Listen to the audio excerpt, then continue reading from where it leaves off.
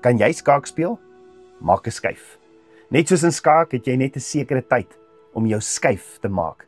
Andersins mis jy jou kans. In die lewe is dit dieselfde. Ons leef in 'n wêreld vol beproewings en onsekerhede. Ons almal gaan deur uitdagings, moeilike tye, ongemaklike tye, selfs tye wat ons oorweldig voel.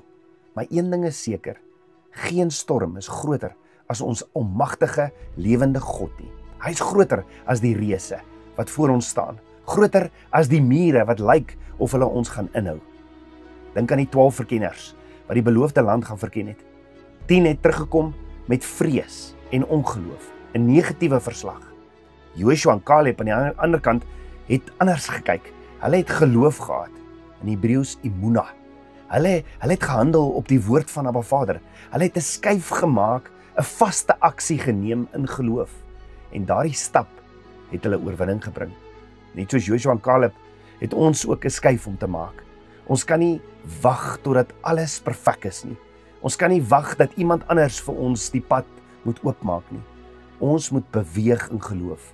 Ons moet ons deel doen en op geloof reageer, selfs al sien ons nie die uitkoms nie. Ons wandel deur geloof, nie deur wat ons sien nie. Dink aan 'n rispe in sy donker kokon.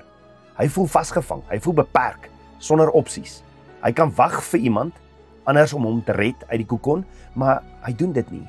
Hy begin beweeg. Hy werk homself deur die kokon.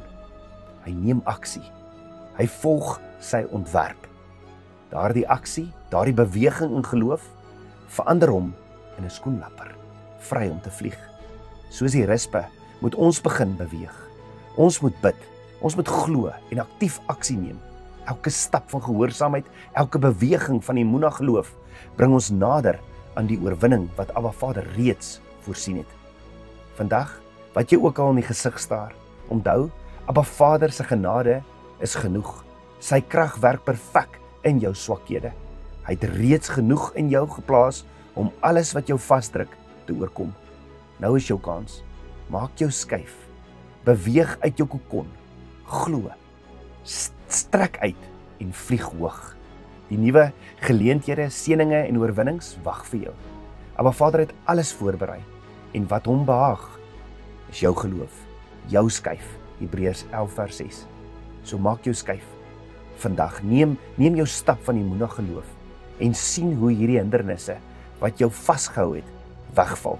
Hoe die reëse voor jou neerstort en hoe jy vry kan opvlieg, so vry soos 'n skoenlapper.